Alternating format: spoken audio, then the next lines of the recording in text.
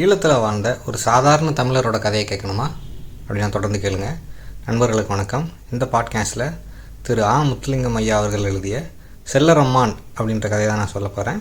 அவரோட உண்மையான பேர் செல்லத்தம்பி, ஆனால் எல்லோரும் அவரை சாண்டோ செல்வம் அப்படின்னு தான் கூப்பிடுவாங்க. சின்ன பிள்ளைங்களுக்கு செல்லரம்மான், அது மாமான்னு அர்த்தம். அவர் சின்ன பிள்ளைங்க கூட நிறைய நேரம் செலவு பண்ணக்கூடியவர். அவங்களுக்கு கதைகள் சொல்லுவார், அவங்கள தூக்கி விளையாடுவார், அவரோட உடம்பை தொட்டு பார்க்க அனுமதிப்பார். அவர் சாண்டோ அப்படின்றதுனால ரொம்ப ஃபிசிக்கலி ரொம்ப ஃபிட்டாக இருப்பார். சின்ன வயசில் ஒரு மல்யுத்தம், தடியடி, சிலம்பம் எல்லாத்துலேயும் பெரிய எக்ஸ்பர்ட்டாக இருந்திருக்காரு. பின்னாடி தெரு கூத்து, நாடகங்கள் இந்த மாதிரி நடிச்சிட்டு இருந்திருக்காரு. அவருக்கு வருத்தம் என்ன அப்படின்னா, அவருக்கு நிலையான வேலை வருமானம் அப்படின்றது இல்லை. அவர் தன்னோட இளம் நடு வயதுகளில் திருமணமெல்லாம் ஆகி குழந்தையான பிறகு சாராயங்காட்சி விற்று தான் பொழைச்சிக்கிட்டு இருந்தார். அவர் சொல்லக்கூடிய கதைகளில் முக்கியமான கதைகள் என்ன அப்படின்னா, தென்னை மர கதைகள். தன்னோட 20 வயசுகளில் இருந்தப்போ நிறைய மரங்கள் இளநீகளை திருடியிருக்காரு. அதனால் அவருக்கு நிறையா பிரச்சனைகள் வந்திருக்கு. இந்த மாதிரி விஷயங்களை சுவாரஸ்யமான கதைகளாக சொல்லுவார். அவர் இளைஞனாக இருந்தப்போ ஒரு தென்னை மரத்தை கையால் அடித்து கூட அதில் உள்ள இளநியை விளை வச்சுருவாராம். அப்படி ஒரு கதை என்ன அப்படின்னா, இவரும் அவரோட நண்பர்கள் 4 பேரும் ஒரு திருவிழாவுக்கு போயிட்டு வரும்போது அன்டைம் ஆயிடுச்சு. உடையார் வீட்டு தோட்டத்தில் இளநியை திருடி குடிக்கலான்னு சொல்லி நினைக்கிறாங்க. இவ்வளோ தூரம் வந்தாச்சு, இனி இவர் வீட்டு இளநியை குடிக்காமல் இந்த திருவிழா எப்படி முடிவுக்கு வரும் அப்படின்னு சொல்லி ஒரு நண்பர் ஏற்றி விடுறாரு. இப்படி பேச்சு வளர்ந்து இவர் மரத்தில் ஏறிடுறார்.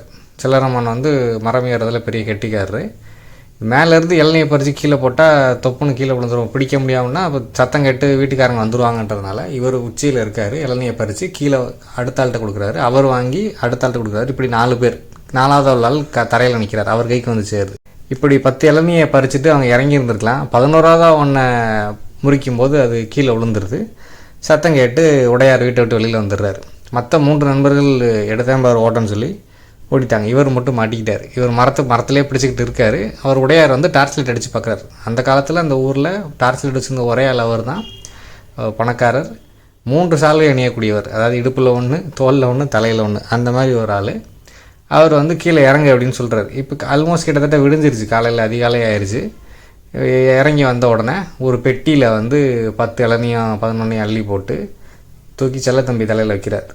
தலையில் வச்சு நாட்டாம் வீட்டுக்கு போவோம்னு சொல்லிட்டு நடக்க விடுறாரு. இவர் முன்னாடி நடந்து போக பின்னாடி அவர் நடந்து வர்றாரு. லேசாக மழை பெய்யும் அப்படின்ற மாதிரி இருக்கிறதுனால கொடையை பிடிச்சிக்கிட்டே வராரு. எல்லோரும் இவருக்கு ரொம்ப அவமானமாகிடுச்சு. ஏன்னா எல்லோரும் பார்த்துட்டாங்க, அக்கம் பக்கத்தில் உள்ளவங்கலாம் பார்த்துட்டாங்க. நாட்டாமையோட வீட்டுக்கு போய்கிட்டு இருக்கும்போது பாதி வழியில் இவருக்கு அர்ஜென்ட்டாக உச்சா வந்துருச்சு உடையாருக்கு. அவர் உட்காந்து போய்கிட்டு இருக்கும்போது செல்லரம்மன் பெட்டியோட நின்றுக்கிட்டு அந்த பக்கம் இந்த பக்கம் பார்க்குறாரு. அவர் பார்த்துட்டு இருக்கும்போது உடையார் கேட்குறாரு, என்னடா ஓட போறியா அப்படின்னு சொல்லிட்டு. அவருக்கு அது வரைக்கும் அப்படி தோணவே இல்லை. இவர் கேட்டவுடனே அந்த பெட்டியோட தூக்கி அவர் தலையில் போட்டுட்டு இளநியை போட்டு ஓடிட்டார். அதுக்கு பிறகு அவரை 2 மாதத்துக்கு யாருமே இந்த ஊர் பக்கமே பார்க்கல. இன்னொரு இளநீ கதை என்ன அப்படின்னா, அந்த ஊரில் அட்டாளை முருகேசர் அப்படின்னு சொல்லி ஒரு சண்டியர். அவரும் ஒரு தென்னந்தோப்பு வச்சுருக்காரு. அவரோட தென்னந்தோப்பில் திருடுறது ரொம்ப கஷ்டம். திருடங்க சேலஞ்ச் பண்ணி திருடக்கூடிய அளவுக்கு அவர் அங்கே செக்யூரிட்டி பண்ணி வச்சுருப்பார். அவர் ஒரு அட்டாளை அப்படின்னா என்ன அப்படின்னா, ஒரு ஆள் உயரத்துக்கு, ஒரு 6 அடி உயரத்துக்கு இருக்கக்கூடிய கட்டில். அது நான் அந்த கட்டிலில் தூக்கி வைக்கணும் அப்படின்னா 4 பேர் சேர்ந்து தான் தூக்க முடியும். அவ்வளோ உயரமான கட்டில். தோட்டத்தில் கொண்டு போய் போட்டுக்கிட்டு எங்கே இருந்துனாலும் பார்த்துக்கலாம். ஒரு நடமாடும் குடிசை அப்படின்னு சொல்லலாம். அதுக்கு ஏற்ற மாதிரி மேலே எல்லாம் குடிசையெல்லாம் போட்டு வச்சுருப்பாங்க. குளிர்காலமாக இருந்தாலும், மழை காலமாக இருந்தாலும், பனிக்காலமாக இருந்தாலும் அதை போட்டு. அப்போது ஒரு நாள் அவரோட இதில் திருடும்போது இவரை கையும் களவுமாக பிடிச்சிட்டார் அட்டாளை முருகேசர். யாரை? செல்லரம்மான. இப்போ தென்னை மரத்தில் கெட்டி வச்சு அடி தோலை உரிச்சிட்டாரு. அதிலிருந்து செல்லரம்மானுக்கு என்ன அப்படின்னா, ஒரு நாள் இல்லை ஒரு நாள் இந்த ஆளை பழி வாங்கி ஆகணும்னு சொல்லிட்டு ஃப்ரெண்ட்ஸ் கூட சேர்ந்து திட்டம் போட்டு என்ன பண்ணுறாரு, ஒரு குளிர்காலத்தில் அதிகாலை 3 மணிக்கு 4 ஃப்ரெண்ட்ஸும் சேர்ந்து அட்டாளையை அப்படியே தூக்கி கொண்டு போய் கிணத்து பக்கத்தில் வச்சிடுறாங்க. அதாவது அந்த அட்டாளையிலேருந்து வெளியே வரக்கூடிய வழி கிணத்தை பார்த்துருக்கிற மாதிரி வச்சுட்டு இவங்க கொஞ்சம் தூரம் தள்ளி நின்றுக்கிட்டு திருடன் சொல்லி கத்துறாங்க. கத்திட்டு ஓடிட்டாங்க. அட்டாளை முருகேசர் அதுலேருந்து வெளியிலேருந்து ஒரு நேராக கிணத்துக்குள்ளே போய் விழுந்துட்டார். அவருக்கு நீச்சலும் தெரியாது, ரொம்ப ஆழமான கிணறு வேறு. அவர் போட்ட கூச்சல் கத்தலில் ஊர்க்காரங்க அவரை காப்பாற்றிட்டாங்க. இப்படியெல்லாம் இருந்தாலும் செல்லரம்மானுக்கு ரொம்ப சின்ன வயசுலேயே கல்யாணம் பண்ணி வச்சுட்டாங்க. ஒரு 19-20 வயசாக இருக்கும்போதே கல்யாணம் பண்ணி வச்சுட்டாங்க. பொண்ணு பார்க்க போனது அவரோட அம்மாவும் அக்காவும் தான். போயிட்டு வந்தவங்கக்கிட்ட இவர் பல மாதிரி கேட்குறார், அந்த பொண்ணு எப்படி இருக்கா அப்படின்னு சொல்லிட்டு.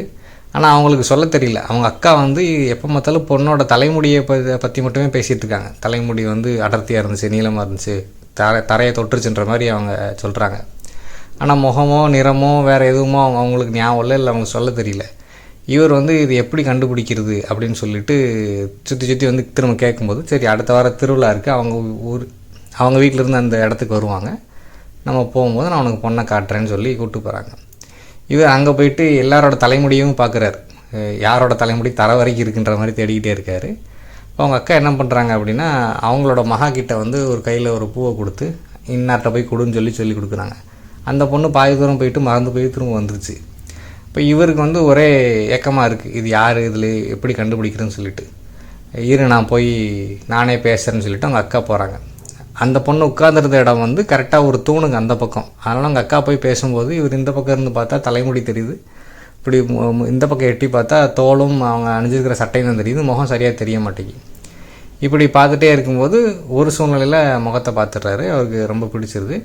அன்றைக்கி திருவிழா முடிஞ்சு அவங்க மாட்டு வண்டியில் போகும்போது இவர் பின்னாடியே ஒரு சைக்கிளை கடன் வாங்கிட்டு போகிறாரு.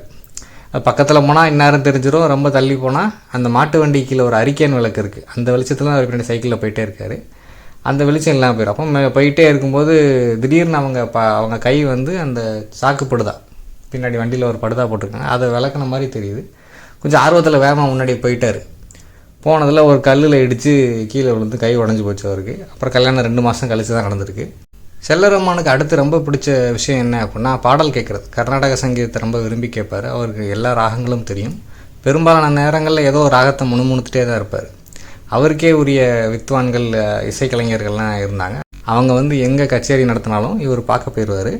அப்படி அவர் அடிக்கடி சொல்லக்கூடிய ஒரு சம்பவம் என்ன அப்படின்னா, வயலின் அறுத்த சின்னமேனை அப்படின்றவரை பற்றி தான். இந்த சின்னமேனை அப்படின்றவர் பாடல் பாடுறவர்.